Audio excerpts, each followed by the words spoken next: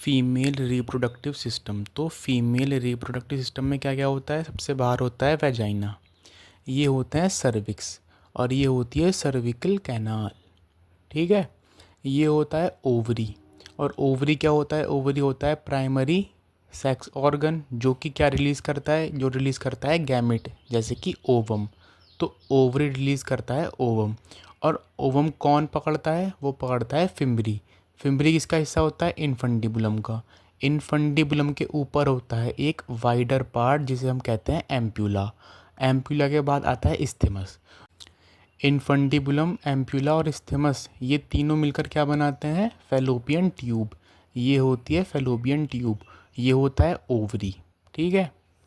ये होता है यूटेराइन फंडस। ओके। ये होता है यूटेराइन कैविटी, और ये होती हैं यूटरस की वॉल। ये होती हैं 3 वॉल। सबसे बाहर वाली होती है पेरीमेट्रियम, बीच वाली होती है मायोमेट्रियम, और इनर वाली होती है एंडोमेट्रियम। ठीक है। ये हमने पढ़ा है uterine wall, perimetrium, myometrium, endometrium. यह है ओवरी, यह है फेलोपियन ट्यूब, यह है इनफंडिबुलम, यह है एम्प्यूला, और यह है स्थिमस। इनफंडिबुलम पे होता है फिम्बरी, ताकि वो ओवरी से निकले हुए ओवम को ट्रैप कर सकें। अब आता है ओवरी क्या होती है? ओवरी होती है primary sex organ as it produce ovum, क्योंकि वो गैमेट प्रोड्यूस करती है, इस वजह से वो प्राइमरी सेक्स ऑर्गन है। जो ओवरी होती है वो सिक्रीट क्या करती है? वो सिक्रीट करती है फीमेल सेक्स हार्मोन, जैसे कि एस्ट्रोजन और प्रोजेस्टेरॉन। हमने मेल रिप्रोडक्टिव सिस्टम में क्या पढ़ा था? एंड्रोजन या फिर टेस्टोस्टेरॉन कौन रिलीज़ करता था? वो रिलीज़ करता था लेडिक सेल। लेकिन यहाँ पर कौन रिलीज़ करता है? यहाँ पर रिलीज़ करता है ओवरी। ठीक है। ओवरी की लोकेशन क्या है? ओवरी लोकेटेड कहाँ होती है? ये होती है लोअर एब्डोमेन में। दोनों साइड होती है, क्योंकि ओवरी 2 होती हैं।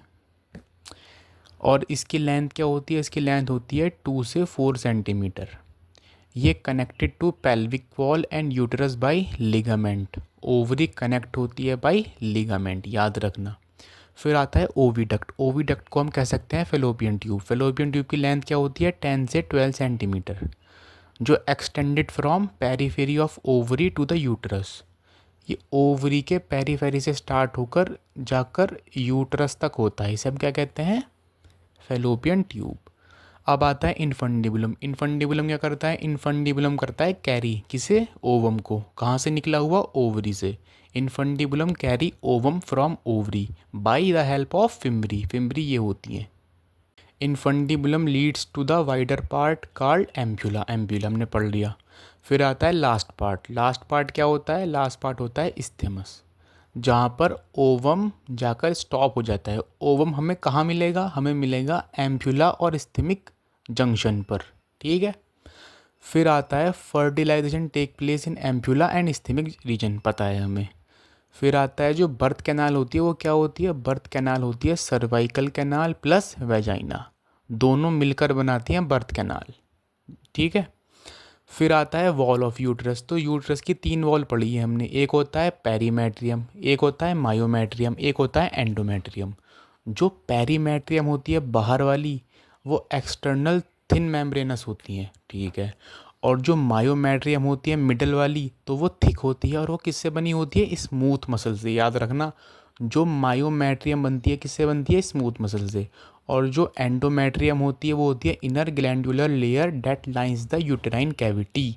हमने पढ़ा है बीच में होती है यूटेराइन कैविटी, और यूटेराइन कैविटी कौन लाइन करता है? एंडोमेट्रियम। ठीक है। जो एंडोमेट्रियम की लेयर होती है वो ब्रेक होती है ड्यूरिंग मेंस्ट्रुअल साइकिल। ठीक है। फिर आता है मायोमेट्रियम। जो मायोमेट्रियम होती है वो क्या करती है? वो करती है strong contraction during parturition. Parturition क्या होता है? जब बेबी का बर्थ होता है। फिर आता है फीमेल रिप्रोडक्टिव सिस्टम का एक्सटर्नल स्ट्रक्चर कैसे कैसे होता है। तो सबसे ऊपर होती है मोन्स प्यूबिस। ठीक है। यहाँ पर होता है क्लाइटोरिस। क्लाइटोरिस क्या होता है? फिंगर लाइक स्ट्रक्चर होता है। ठीक है। फिर ये होती है लेबिया मेजोरा, बाहर बाहर। उसके अंदर होती है लेबिया माइनोरा। ठीक है। ये होता है यूरेथ्रा। यूरेथ्रा से क्या निकलता है? यूरिन। ठीक है। नीचे होता है वेजाइना। ठीक है। वेजाइना के नीचे क्या होता है? हाइमन। ठीक है। जो मोस प्यूबिस होता है वो क्या होता है, वो होता है cushion of fatty tissue covered by skin और प्यूबिक हेयर, ठीक है, जो ऊपर होता है यहाँ पर मोस प्यूबिस। और फिर आता है लेबिया मेजोरा, जो बाहर बाहर के होते हैं लेबिया मेजोरा। तो ये होता है fleshy fold of tissue which extended down from mons pubis. ये मोस प्यूबिस के डाउन होते हैं दोनों, ठीक है। मोस प्यूबिस ऊपर है, लेबिया मेजोरा दोनों नीचे हैं, ठीक है। फिर आता है लेबिया माइनोरा, ये पेयर्ड होते हैं folds of tissue under labia majora. ये बाहर बाहर लेबिया मेजोरा है, लेबिया मेजोरा के अंदर होते हैं ये लेबिया माइनोरा, ठीक है। फिर आता है हाइमन। हाइमन क्या होता है, वेजाइना की opening partially covered by hymen. ये वेजाइना है, तो वेजाइना की जो ओपनिंग होती है वो कवर्ड किससे होती है, पार्शियली बाय हाइमन, ठीक है। हमने पढ़ा है वेजाइना के अंदर क्या होता है, सर्वाइकल कैनाल। फिर इधर साइड होते हैं, क्या होते हैं, ओवरी, इन्फंडिबुलम, इस्थमस, एम्प्यूला, सब पढ़ा है हमने, ठीक है। ठीक है, फिर आता है हाइमन। क्या होता है, जो हाइमन होता है ड्यूरिंग फर्स्ट क्वाइटस, जो इंटरकोर्स करते हैं फर्स्ट क्वाइटस, तो उसमें जो हाइमन होता है वो ब्रोकन हो जाता है, ठीक है, पता है हमें। But it can also be broken if a girl participate in horse back riding और साइकिलिंग। ये ब्रेक कर सकता है कब, जब कोई गर्ल कुछ फिजिकल एक्सरसाइज करे, साइकिलिंग करे या हॉर्स बैक राइडिंग करे, तो ये हो सकता है ब्रेक, ठीक है। अब आता है क्लाइटोरिस। क्या होता है, हमने पढ़ा है जो क्लाइटोरिस होता है वो क्या होता है, tiny finger like structure above the junction of two labia minora above the urethra. ये होता है यूरेथ्रा, यूरेथ्रा के ऊपर क्या होता है, क्लाइटोरिस, हमने पीछे डायग्राम में पढ़ा है, ठीक। अब आता है memory gland. A functional mammary gland is characteristic feature of female mammal. क्योंकि मेमोरी ग्लैंड तो मेल में भी होती है और फीमेल में भी होती है, लेकिन जो वो फंक्शनल जो होती है, फंक्शनल जो काम कर रही है, ठीक है, तो वो किस में होती है, फीमेल में होती है। जो मेमोरी ग्लैंड होती है आर पेयर्ड, दो पेयर होते हैं, सबको पता है, ठीक है। That contains glandular tissue and variable amount of fat, उसमें फैट बहुत होता है, ठीक है। अब आता है उसमें क्या क्या चीज़ें होती हैं, देखो मेमोरी ग्लैंड के अंदर होता है 15 से लेके 20 मेमोरी लोब, ठीक है। कंटेन्स एल्व्यूलाई, उसके अंदर होते हैं एल्व्यूलाई। जो एल्व्यूलाई होती है वो क्या काम करती है, वो काम करती है स्टोर करने का और सिक्रीट करने का, क्या, मिल्क। बस इतना याद रखना है, फिर क्या करना है, देखो फिर ये आगे जाएगी, क्या बनाएगी, मेमोरी ट्यूब्यूल। फिर बहुत सारे मेमोरी ट्यूब्यूल ज्वाइन होकर क्या बनाएंगे, मेमोरी डक्ट। फिर जो बहुत सारी मेमोरी डक होंगी वो ज्वाइन करके क्या बनाएंगी, एम्प्यूला। और जो एम्प्यूला होगा वो कनेक्ट किससे होगा, लैक्टिफेरस डक्ट से। और फ्रॉम लैक्टिफेरस डक्ट जो होती है उससे क्या होता है, उससे मिल्क सक्ड आउट होता है, ठीक है। लैक्टिफेरस डक्ट से मिल्क सक्ड आउट होता है।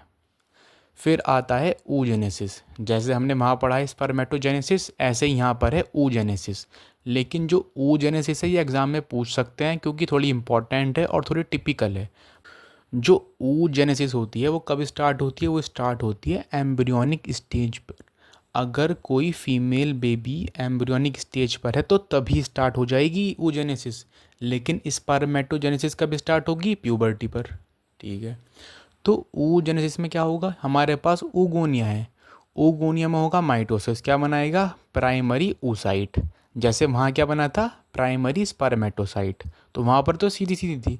प्राइमरी स्पर्मेटोसाइट के बाद क्या बनाया था हमने, फर्स्ट म्यूसिस करने के बाद सेकेंडरी स्पर्मेटोसाइट। फिर क्या बनाया था हमने, सेकेंड म्यूसिस करने के बाद स्पर्मेटिड। फिर क्या बनाया था, स्पर्मेटोजोआ, ठीक है।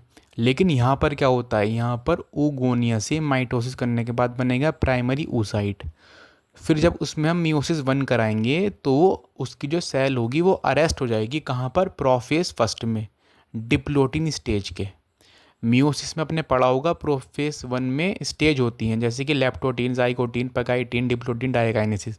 तो क्या होता है, जो डिप्लोटीन स्टेज होती है ना, तो वहाँ पर ये सेल अरेस्ट हो जाएगी, ठीक है, तो रुक गई, मियोसिस 1 रुक चुकी है, ठीक है। अब भाई वो बड़ी हो गई, 3-4 साल की हो गई, फिर जब उसकी प्यूबर्टी आएगी तो क्या होगा, एट प्यूबर्टी क्या होगा, एट प्यूबर्टी जो मियोसिस फर्स्ट होगी वो कंप्लीट हो जाएगी और क्या बनाएगा, सेकेंडरी oocyte।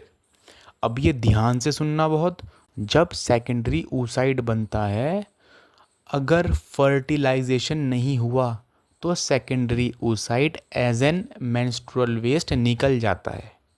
लेकिन अगर फर्टिलाइजेशन होगा और स्पर्म आएगा उसके अंदर, ओवम के अंदर फर्टिलाइज करने, तो सेकेंडरी oocyte कन्वर्ट हो जाएगी ओवम में। ठीक है, और ये याद रखना, जब फर्स्ट oocyte से बनता है सेकेंडरी oocyte तो क्या रिलीज होती है, फर्स्ट पोलर बॉडी। और जब सेकेंडरी oocyte से बनता है ओवम तो क्या रिलीज होती है, सेकेंड पोलर बॉडी। और ये याद रखना, प्यूबर्टी पर म्यूसिस 1 कंप्लीट होगी तब बनेगा secondary oocyte।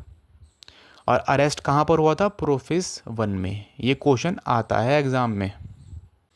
Only 60,000 to 80,000 primary oocyte left in each ovary at puberty. Puberty पर सिर्फ एक ओवरी के पास कितने oocyte होते हैं, 60,000 to 80,000।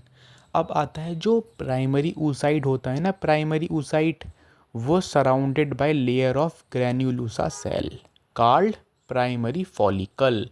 अगर हम प्राइमरी oocyte को कवर कर देंगे ग्रैन्युलोसा, अगर हम प्राइमरी oocyte को कवर कर देंगे ग्रैन्युलोसा सेल से तो क्या बनेगा, प्राइमरी फॉलिकल। ठीक है, अब आता है जो प्राइमरी फॉलिकल होते हैं, अगर हम उसको और सराउंड करेंगे ग्रैन्युलोसा सेल से तो क्या बनेगा, तो बनेगा सेकेंडरी फॉलिकल। ठीक है, और सेकेंडरी फॉलिकल फिर क्या बनाएगा, टर्शियरी फॉलिकल। टर्शियरी फॉलिकल के अंदर एंटरम होता है, याद रखना ये बात। जो टर्शियरी फॉलिकल होती है फर्दर क्या बनाएगी, वो बनाएगी ग्राफियन फॉलिकल। और ग्राफियन फॉलिकल के अंदर सेकेंडरी oocyte होती है, याद रखना, ग्राफियन फॉलिकल के अंदर सेकेंडरी oocyte होती है। ठीक है, फिर ये क्या होगा, जो ग्राफियन फॉलिकल होंगे वो फट जाएगा और उसके अंदर से ओवम निकल जाएगा। हम अभी ओवम ही कह रहे हैं लेकिन हमें पता है कि वो सेकेंडरी oocyte है। अगर फर्टिलाइजेशन हो गया तो कहेंगे हम उसे ओवम, लेकिन अगर नहीं हुआ तो वो सेकेंडरी oocyte ही कहा जाएगा। Secondary oocyte collect by infundibulum ने कलेक्ट कर लिया फेलोपियन ट्यूब की। ठीक है, अब वो कहाँ पे आ गया, वो आ गया एम्प्यूला और स्थिमिक जंक्शन के बीच में। ठीक है, अगर स्पर्म ठीक टाइम पर पहुँच गया ओवम तक तो क्या होगा, सेकेंडरी oocyte ओवम में कन्वर्ट हो जाएगा। ठीक है, अगर वो नहीं पहुंचा तो क्या होगा, जो सेकेंडरी oocyte होगा वो एज एन मेंस्ट्रुएशन वेस्ट बाहर निकल जाएगा। और आप ओवरी का डायग्राम दे रखा होगा एनसीईआरटी में, ऐसा करके वो देख लेना, उसमें दे रखा है primary follicle, secondary follicle, tertiary follicle, Graafian follicle और ओवम। वो देख लेना, क्या पता एग्जाम में पूछ ले। हार्मोनल कंट्रोल ऑफ फीमेल, देखो हमारे पास होता है हाइपोथैलेमस जो कि ब्रेन का पार्ट है। वो रिलीज़ करता है गोनेडोट्रोपिन रिलीजिंग हार्मोन, जो कहाँ पर जाकर एक्ट करता है, वो एक्ट करता है जाकर एंटीरियर पिट्यूटरी पर। और एंटीरियर पिट्यूटरी क्या रिलीज़ करती है, LH एंड FSH। ठीक है, इतना तो मेल में भी सेम होता है और फीमेल में भी सेम होता है। मेल में भी LH और FSH निकलते हैं, फीमेल में भी LH और FSH निकलते हैं। मेल में क्या हुआ था, मेल में जो FSH थे वो जाकर एक्ट करते थे सर्टोली सेल पर, और जो LH थे वो एक्ट करते थे लेडिक सेल पर। और लेडिक सेल क्या फॉर्म करता था, टेस्टोस्टेरोन। और जो सर्टोली सेल होते वो क्या फॉर्म करते थे, वो नरिश करते थे किसे, स्पर्म को। लेकिन जो फीमेल है, फीमेल में क्या होगा, फीमेल में LH और FSH कहाँ पर एक्ट करेंगे, ओवरी पर, और क्या रिलीज करेंगे, एस्ट्रोजन और प्रोजेस्टेरॉन। याद रखना ये। ठीक है, मेंस्ट्रुअल साइकिल होती है 28 डेज की। कितनी की होती है, 28 डेज की। अब आता है मिनार्क। क्या होता है, मिनार्क होता है first menstrual cycle at the age of 12 years या 13 ईयर्स में जो फर्स्ट होती है उसे हम कहते हैं मिनार्क। और जब लास्ट होती है 50 ईयर्स में उसे हम कहते हैं मीनोपॉज। याद रखना ये। इसकी ट्रिक याद कर लो एक, अगर हमारे पास एस्ट्रोजन बढ़ा हुआ है तो याद रखना LH और FSH और गोनेडोट्रोपिन रिलीजिंग हार्मोन भी बढ़ेगा। अगर एस्ट्रोजन बढ़ा है तो ये तीनों भी बढ़ेंगे, और अगर सिर्फ प्रोजेस्टेरॉन बढ़ा है तो LH FSH और ये कम हो जाएगा। ठीक है, लेकिन अगर हमारे पास एस्ट्रोजन का सिर्फ मॉडरेट लेवल है, मॉडरेट, तो क्या होगा, LH FSH और गोनेडोट्रोपिन रिलीजिंग हार्मोन कम हो जाएगा। याद रखना, LH FSH कब बढ़ेंगे, जब एस्ट्रोजन बढ़ेगा, और कम कब होंगे, जब प्रोजेस्टेरॉन बढ़ेगा या फिर एस्ट्रोजन मॉडरेट लेवल पर होगा। मेंस्ट्रुअल साइकिल के 3 फेज होते हैं, एक होता है मेंस्ट्रुअल फेज, एक होता है प्रोलिफरेटिव फेज और एक होता है ल्यूटियल फेज। 3 फेज याद रखना। जो मेंस्ट्रुअल फेज होता है वो होता है 1 to 5 डेज का। इसमें क्या होता है, इसमें जो प्रोजेस्टेरॉन होता है वो बहुत कम होता है। जब प्रोजेस्टेरॉन बहुत कम होता है तो क्या होगा, LH और FSH बढ़ेंगे। याद रखना, ठीक है, बस ये याद रखना। अब देखो, हमें पढ़ना है ओवरी में क्या होता है, ठीक है, और यूट्रस में क्या होता है, ठीक है। अब जब हमारे पास प्रोजेस्टेरॉन कम हो गया, LH और FSH बढ़ गया, तो ओवरी में क्या होगा, ओवरी में FSH बढ़ेगा, और FSH बढ़ने में क्या होगा, फॉलिकल का ग्रोथ इंक्रीज होगा। अगर FSH बढ़ता है तो क्या होता है, फॉलिकल का ग्रोथ होता है, जैसे प्राइमरी फॉलिकल से सेकेंडरी बनेगा, ठीक है। अब आता है यूट्रस में क्या होता है। यूट्रस में जो एंडोमेट्रियम होती है, एंडोमेट्रियम, उसकी 2 लेयर होती हैं, एक होती है स्ट्रेटम बसेलिस और एक होती है स्ट्रेटम फंक्शनलिस। बस ये याद रखना, जो स्ट्रेटम फंक्शनलिस होती है वो होती है इनर, ठीक है। जैसे ये एंडोमेट्रियम है तो ये है ना, ये है स्ट्रेटम फंक्शनलिस, और अंदर वाली ये है स्ट्रेटम बसेलिस, ठीक है। अब क्या होता है, जो स्ट्रेटम फंक्शनलिस होती है ये और ये दोनों टूटकर ब्लीडिंग करती है, ठीक है। और जो स्ट्रेटम बसेलिस होती है ये बाहर वाली होती है इनसे, एंडोमेट्रियम के अंदर ही। तो भाई एंडोमेट्रियम की स्ट्रेटम फंक्शनलिस टूटी क्यों आखिर, वो इसलिए टूटी क्योंकि प्रोजेस्टेरॉन लेवल बहुत कम था, प्रोजेस्टेरॉन लेवल कम था।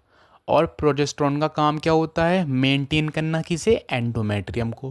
प्रोजेस्टेरॉन का काम होता है एंडोमेट्रियम को मेंटेन करना।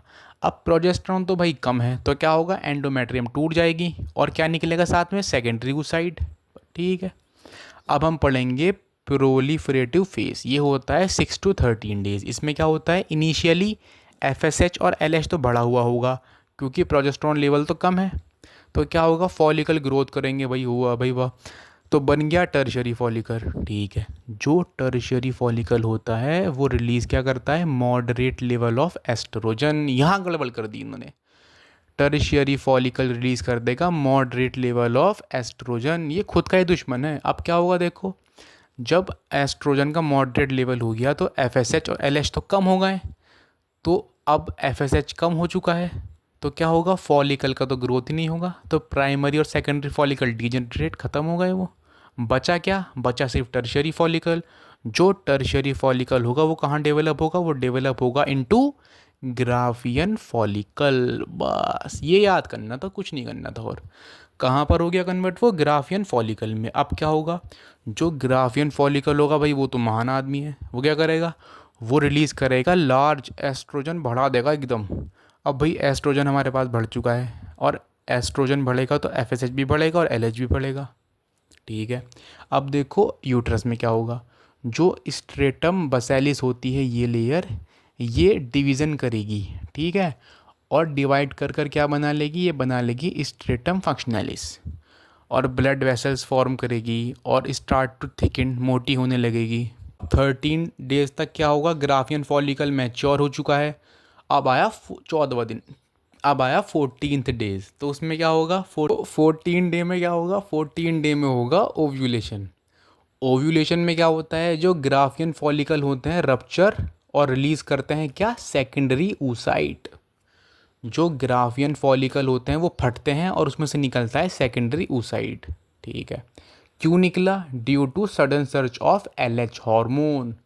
LH वेरी हाई होता है 14th डे पर। MCQs में क्वेश्चन आ सकता है, ये बताओ 14 डे पर जो ओव्यूलेशन करता है वो कौन सा हार्मोन करता है, तो आएगा LH हार्मोन, ठीक है। अब लास्ट फेज आता है, वो क्या होता है, लास्ट फेज होता है ल्यूटियल फेज। क्या होता है, ल्यूटियल फेज। ये होता है 15 to 28 डेज, ये होता है 14 दिन का। इसमें क्या होता है देखो, जो हमारे पास ग्राफियन फॉलिकल है वो क्या रिलीज़ करता है फटने के बाद? Secondary oocyte। उसे आप ओवम भी कह सकते हो, मैं बताऊंगा क्या होगा। ठीक है।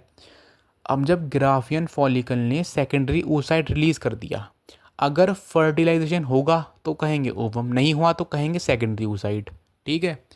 अब ग्राफियन फॉलिकल ने ओवम रिलीज़ कर दिया तो ग्राफियन फॉलिकल कन्वर्ट किस में हो जाएगी? कॉर्पस लूटियम में।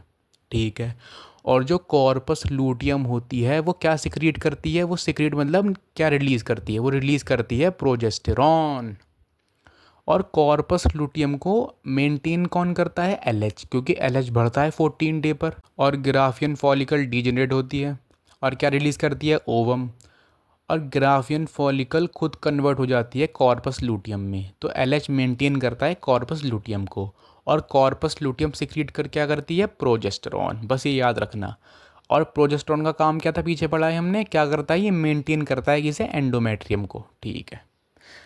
इफ़ स्पर्म पहुंच गया ओवम तक तो क्या होगा? जो कॉर्पस लूटियम होगा वो प्रोजेस्टेरॉन सिक्रीट करता रहेगा। क्यों करेगा भाई सिक्रीट प्रोजेस्टेरॉन? क्यों? क्योंकि स्पर्म पहुंच चुका है ओवम तक, अब फर्टिलाइजेशन होगी और एम्ब्रियो फॉर्म होगा, बेबी बनेगा।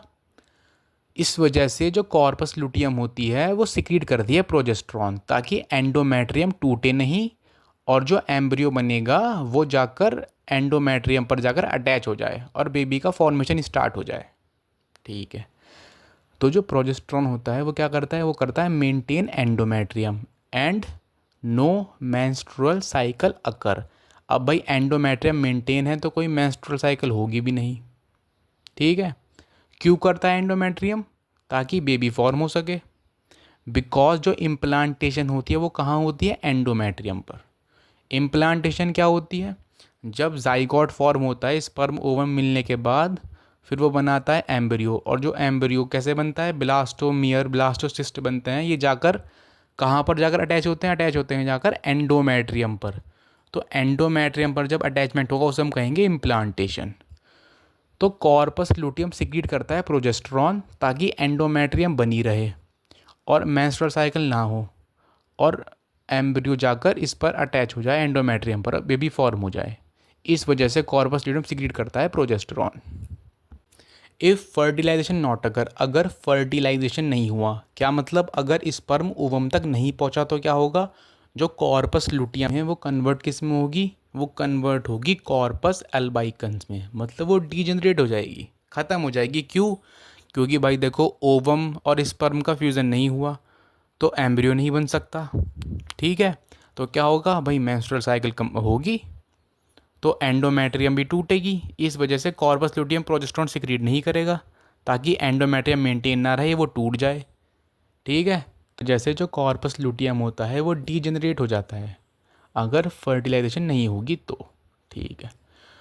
और क्या होता है फिर? सेकेंडरी oocyte निकलेगा एज एन मेंस्ट्रुअल वेस्ट। ठीक है।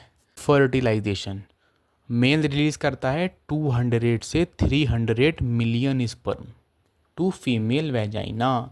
एक क्वेश्चन आता है कि मेल में कितने स्पर्म जाते हैं फीमेल वेजाइना में, तो वो जाते हैं 200 से 300 मिलियन स्पर्म। बताओ कितने स्पर्म जाते हैं। लेकिन उनमें से सिर्फ 40% शो विग्रस मोटिलिटी। जो होती है ना विग्रस मोटिलिटी, वो शो करते हैं सिर्फ 40% स्पर्म। ठीक है। अब देखो भाई, ऑन 14th डे, 14वें दिन ओव्यूलेशन होगा। तो ओव्यूलेशन में क्या होता है? सेकेंडरी oocyte निकलेगा और कहाँ तक आ जाएगा? वो उसे इन्फंडिबुलम कैच करेगा ओवम से और वो धीरे धीरे पहुँचा देगा इस्थमिक और एम्पुला जंक्शन पर। ठीक है। तो सेकेंडरी oocyte कहाँ तक आ गया? एम्पुला एंड इस्थमिक जंक्शन पर। अब क्या होगा देखो, ये है ओवम का स्ट्रक्चर। अब भैया हमारे पास तो बहुत है, 200 से 300 मिलियन स्पर्म निकले भाई फीमेल वेजाइना में, और 40% है विग्रस मोटिलिटी के। बहुत सारे जा रहे हैं अपने मज़े में, एकदम रेस लगा रहे हैं। अब क्या होगा? उनमें से सिर्फ एक स्पर्म की एंट्री होगी ओवम में, बाकी सब बेकार है भाई। 200-300 मिलियन सब बेकार है, सिर्फ एक स्पर्म की एंट्री होगी ओवम के अंदर। स्ट्रक्चर देखो कैसा होता है। ये ओवम होता है, ओवम के बाहर होता है ये प्रीवेट लाइन स्पेस। ठीक है। ये होती है जोना पेल्यूसिडा, सिर्फ इसकी वजह से। कुदरत देखो कुदरत, जोना पेल्यूसिडा की वजह से सिर्फ एक स्पर्म की एंट्री होती है, बाकी किसी स्पर्म की एंट्री नहीं होती। और ये है सेल्स ऑफ कोरोना रेडिएटा। अगर ये डायग्राम दे दिया और पूछा कि ये क्या चीज़ है तो बता देना ये है cells of corona radiata. Only one sperm enter करता है, ठीक है। और जो जोना पेल्यूसिडा होती है वो ब्लॉक करती है एंट्री ऑफ अदर स्पर्म। बहुत सारे स्पर्म होते हैं, सबकी एंट्री वो ब्लॉक कर देती है, सिर्फ एक स्पर्म के लिए खुलती है। देखो कितनी लॉयल है जोना पेल्यूसिडा को, देखो कितनी लॉयल है वो। अब देखो मैं आपको शुरुआत से बताता आ रहा हूँ, बिफोर एंट्री ऑफ स्पर्म जो सेकेंडरी oocyte होता है वो कंप्लीट करता है meiosis second and form ovum, वो बनाता है ओवम, ठीक है। जो न्यूक्लियस होता है स्पर्म का और जो ओवम का होता है वो दोनों फ्यूज़ होते हैं टू फॉर्म जाइगोट, जाइगोट बन जाता है। अब देखो आफ्टर फॉर्मेशन ऑफ जाइगोट, अब जाइगोट बन गया, स्पर्म से और ओवम से जाइगोट बन चुका है। अब जाइगोट में होता है डिवीज़न, 1 से 2, 2 से 4, 4 से 8। आपने रोबोट मूवी देखी है, चिट्ठी कहता है 2 से 4, 4 से 8, 8 से 16, 16 से 32। इसमें होता है क्लीवेज, डिवीज़न होता है ये, याद रखना। ये होता है माइटोटिक डिवीज़न, ठीक है। और ये 2 से 4, 4 से 8, 8 से 16, 16 से 32, तो ये क्या होता है, ये होता है ब्लास्टोमियर, ये होते हैं ब्लास्टोमियर, ठीक है। और अप टू 16 सेल्स कॉल्ड मोर्यूला। अगर क्वेश्चन आया जो ब्लास्टोमियर होते हैं 8 से 16 सेल्स को हम क्या कहते हैं, उन्हें हम कहते हैं मोर्यूला। ये क्वेश्चन आता है, ठीक है। अब आता है मोरूला फर्दर डिवाइड करता है, वो डिवाइड करता रहता है भाई मोरूला, फिर 32 से 64, ठीक है। आखिर में आकर फॉर्म करता है वो ब्लास्टोसिस्ट। क्या फॉर्म करता है, ब्लास्टोसिस्ट एज 3 पार्ट। इसके 3 पार्ट होते हैं, एक होता है ट्रोफोब्लास्ट, ठीक है, बाहर की लेयर होती है ट्रोफोब्लास्ट, अंदर होता है इनर मास और बीच में होती है ब्लास्टोसील, ठीक है। ट्रोफोब्लास्ट, इनर मास और ब्लास्टोसील, याद रखना। जो ब्लास्टोसिस्ट होता है ना, डिवीज़न हो गई भाई बहुत सारी जाइगोट में, बहुत सारी डिवीज़न करने के बाद आखिर में बनता है ब्लास्टोसिस्ट। जो ब्लास्टोसिस्ट होता है वो अटैच होता है टू द एंडोमेट्रियम, और किसकी हेल्प से होता है, ट्रोफोब्लास्ट की हेल्प से, ठीक है। और जो ट्रोफोब्लास्ट लेयर के अंदर इनर मास होता है वो फॉर्म क्या करता है, वो फॉर्म करता है एम्ब्रियो, क्योंकि जो इनर सेल मास होता है ना उसके अंदर स्टेम सेल होते हैं। और स्टेम सेल क्या काम करते हैं, स्टेम सेल के अंदर इतनी ताकत है कि वो कोई भी ऑर्गन बना सकते हैं खुद ही। तो इनर सेल मास के अंदर होते हैं स्टेम सेल। जो इनर सेल मास होता है वो डिफ्रेंशिएट करता है एंडोडर्म, एक्टोडर्म और बीच में होती है मीजोडर्म, ठीक है। एंडोडर्म, एक्टोडर्म, मीजोडर्म, ये 3 लेयर ही फॉर्म करती है हमारी पूरी बॉडी, किसकी हेल्प से, इनर सेल मास, याद रखना। फिर आता है जो इम्प्लांटेशन होता है occur generally 6 to 9th day after fertilisation. देखो फर्टिलाइजेशन हो गया 6 से 9 दिन के बाद होता है इम्प्लांटेशन। इम्प्लांटेशन मतलब ब्लास्टोसिस्ट जो होती है वो जाकर ज्वाइन कहाँ करती है, एंडोमेट्रियम पर, जिसे हम कहते हैं इम्प्लांटेशन। अब देखो जब इम्प्लांटेशन होगा तो प्रोजेस्टेरॉन तो होना चाहिए, क्यों, क्योंकि वो एंडोमेट्रियम को मेंटेन करता है। और प्रोजेस्टेरॉन कौन रिलीज़ करता है, कॉर्पस लुटियम, तो कॉर्पस लुटियम भी होनी चाहिए। और अगर नहीं होगा वो फर्टिलाइजेशन तो कॉर्पस लुटियम भी नहीं बनेगी और इम्प्लांटेशन भी नहीं होगा और मेंस्ट्रुएशन होगा, ठीक है। अब आता है if implantation occur other than ovary, है किसने लिखा है, if implantation occur other than uterus. अगर इम्प्लांटेशन यूट्रस यानी कि यूट्रस के अंदर एंडोमेट्रियम, एंडोमेट्रियम पर ना होकर कहीं और होती है, अगर इम्प्लांटेशन एंडोमेट्रियम पर ना होकर कहीं और हो जाती है तो उसे हम कहते हैं ectopic pregnancy. If implantation occur other than uterus. आता है सेक्स डिटर्मिनेशन ऑफ फीटस। देखो एक इंसान के पास 23 पेयर ऑफ क्रोमोजोम होते हैं। 23 पेयर का क्या मतलब, 23 इंटू 2 46 क्रोमोजोम होते हैं, ठीक है। जो 22 पेयर होते हैं वो होते हैं ऑटोजोम। ऑटोजोम क्या होते हैं, XX। बट जो एक पेयर होता है अगर वो XY हुआ तो वो है मेल, और अगर वो XX हुआ तो वो है फीमेल। जो अगर कोई इंसान मेल है या फीमेल है तो वो कौन डिसाइड करता है? वो डिसाइड करता है स्पर्म, क्योंकि 50% स्पर्म के पास तो वाई क्रोमोज़ोम है और 50% स्पर्म के पास है एक्स क्रोमोज़ोम। अगर ये वाला स्पर्म जाकर फ्यूज़ करेगा ओवम के साथ तो क्या बनेगा? एक्स एक्स बनेगा। एक्स एक्स क्या होती है? लड़की। और अगर ये वाला स्पर्म जाकर ओवम के साथ फ्यूज़ करेगा तो क्या बनेगा? X Y. एक्स वाई क्या होता है? लड़का। So that sex is not decided by mother, क्योंकि मदर के पास तो सिर्फ एक्स ही है, फादर के पास एक्स भी है और वाई भी है। तो डिसाइड कौन करता है? लड़का हो गया लड़का, फादर डिसाइड करता है। वैसे डिसाइड तो कोई भी नहीं करता। देखो अब आता है प्रेगनेंसी। प्रेगनेंसी होती है 9 मंथ्स की, ठीक है। सबसे ज़्यादा इंपॉर्टेंट टर्म होती है इसमें प्लासेंटा। इस पर तो क्वेश्चन रखा हुआ है, आएगा ही आएगा। प्लासेंटा कैसे बनती है? वो बनती है chorionic villi and uterine tissue से मिलकर बनती है, ठीक है।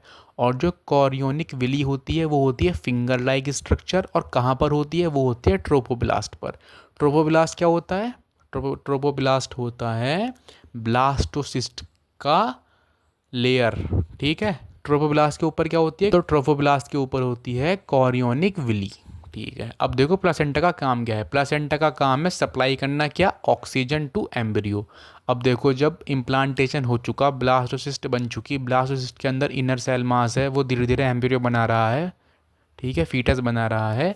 तो भाई फीटस को कुछ चाहिए भी, ऑक्सीजन चाहिए भाई उसे, न्यूट्रिएंट्स चाहिए उसे, तो वो कौन सप्लाई करता है? वो सप्लाई करता है placenta. Placenta supply oxygen to embryo. और क्या रिमूव करता है? रिमूव करता है वेस्ट फ्रॉम फीटस, ठीक है। और जो प्लासेंटा होती है वो क्या होती है? वो होती है connecting link between mother and baby. Mother और बेबी के बीच जो कनेक्टिंग लिंक होता है वो होता है प्लासेंटा। जो प्लासेंटा होती है connected to the embryo through umbilical cord. जो प्लासेंटा होती है वो एम्ब्रियो से कनेक्ट होती है बाई अम्बिलिकल कॉर्ड, ठीक है। प्लासेंटा क्या सिक्रीट करती है? प्लासेंटा सिक्रीट करती है हार्मोन, जैसे HCG, HPL, एस्ट्रोजन और प्रोजेस्टेरॉन। एस्ट्रोजन और प्रोजेस्टेरॉन ओवरी भी सिक्रीट करती है। अब देखो जो इनकी फुल फॉर्म आ सकती है एग्ज़ाम में, जैसे HCG की क्या है? Human chorionic gonadotrophin. HPL की क्या है? ह्यूमन प्लासेंटल लैक्टोजन, ठीक है। During pregnancy hormone level increase. जब किसी की प्रेगनेंसी चल रही होती है तो थायरोक्सिन, कॉर्टिसोल, ये सब हार्मोन इंक्रीज हो जाते हैं। अब आता है आफ्टर इम्प्लांटेशन। पढ़ाया है मैंने पीछे अभी आपको। जो आफ्टर इम्प्लांटेशन क्या होता है? Inner cell mass differentiate into outer layer ectoderm, inner layer endoderm and mesoderm कहाँ होती है? बिटवीन एक्टो एंड एंडो, क्योंकि इनर सेल मास तो बनाता है तीनों लेयर, ठीक है। जो इनर सेल मास होता है उनके पास क्या होता है? They have stem cell that have totipotency, मतलब पावर है उनके अंदर to give rise all the tissue and organ. अगर हम किसी की स्टेम सेल निकाल लेंगे ना बहुत ही शुरुआत में, मतलब ब्लास्टोसिस्ट के बाद जब इनर सेल मास होता है उसके अगर हमने स्टेम सेल निकाल ली ना, अगर फिर वो बच्चा पैदा हो गया तो उस बच्चे का अगर मान लो किडनी फेल हो गई या लीवर फेल हो गई तो हम उस स्टेम सेल से उसकी पूरी किडनी बना सकते हैं, पूरी लीवर बना सकते हैं और ठीक ठाक एकदम, और उसके अंदर डाल सकते हैं। अब आता है प्रेगनेंसी का फर्स्ट मंथ में क्या बनता है। देखो जब प्रेगनेंसी का फर्स्ट मंथ चल रहा होता है तो उस बेबी का हार्ट फॉर्म हो जाता है, ठीक है। जो first sign of growing foetus होता है वो क्या होता है? May be noticed by listening heart sound. दिल की धड़कन सुनकर पता चलता है कि बेबी फॉर्म हो चुका है। कब पता चलता है? पहले महीने में, फर्स्ट मंथ में, ठीक है, याद रखना है। फर्स्ट मंथ में हार्ट फॉर्म हो जाता है। सेकंड मंथ तक क्या होता है? सेकंड मंथ के एंड तक लिम्स और डिजिट फॉर्म्स हो जाते हैं, ठीक है। और जो थर्ड मंथ होता है ना, थर्ड मंथ, तीसरे महीने तक most of the organs are formed, बहुत सारे ऑर्गन फॉर्म्ड हो जाते हैं। हम ट्राइमेस्टर किसे कहते हैं? ट्राइमेस्टर कहते हैं 12 वीक्स या 3 मंथ्स को। तो प्रेगनेंसी में 3 months plus 3 months plus 3 months कितने हो गए? 9 मंथ्स। यानी कि प्रेगनेंसी में 3 ट्राइमेस्टर होते हैं।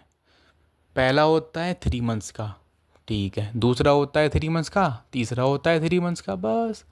अब आता है फिफ्थ मंथ में क्या होता है। फिफ्थ मंथ में जो बेबी होता है उसके hair on the head observed, उसके जो बाल होते हैं वो सिर पर बनने लगते हैं 5वें महीने में।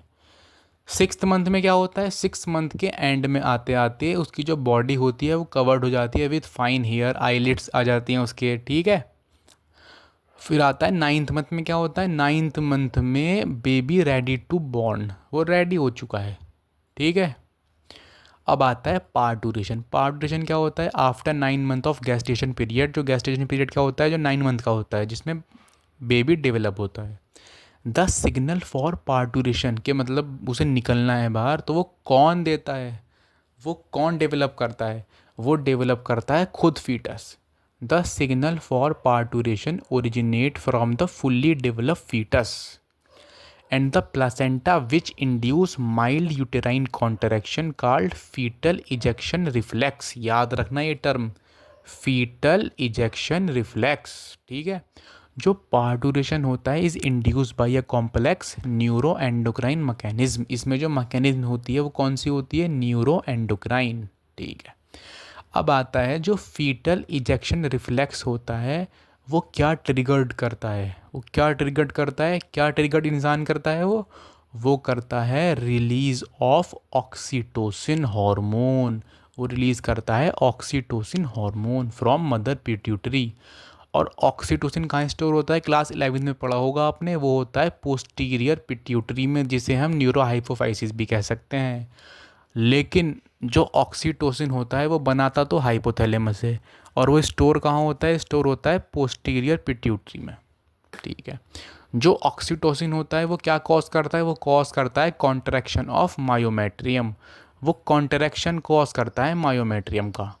क्यों, मैंने आपको बताया है जो मायोमेट्रियम होता है उसके अंदर क्या होती थी, स्मूथ मसल सेल। जो स्मूथ मसल सेल्स होती हैं उनका कॉन्ट्रैक्शन होता है, ठीक है। अब उनका कॉन्ट्रैक्शन होगा तो अंदर वाली चीज़ तो बाहर निकल जाएगी, ठीक है। Lactation, mammary gland of the female undergo differentiation during pregnancy and start producing milk towards the end of pregnancy. During pregnancy जो मेमरी ग्लैंड होती है फीमेल की, वो क्या करती है, वो डिफरेंशिएशन करती है, और आखिर में प्रेगनेंसी के लास्ट में आते आते वो मिल्क प्रोड्यूस करने लगती है। क्यों, क्योंकि वहाँ पर एक्ट करता है डिफरेंशिएशन में एक हार्मोन जिसे हम कहते हैं प्रोलैक्टिन। जो प्रोलैक्टिन हार्मोन होता है वो कहाँ हेल्प करता है, वो हेल्प करता है इन सिक्रीशन ऑफ मिल्क। मिल्क बनने में कौन हेल्प करता है, प्रोलैक्टिन।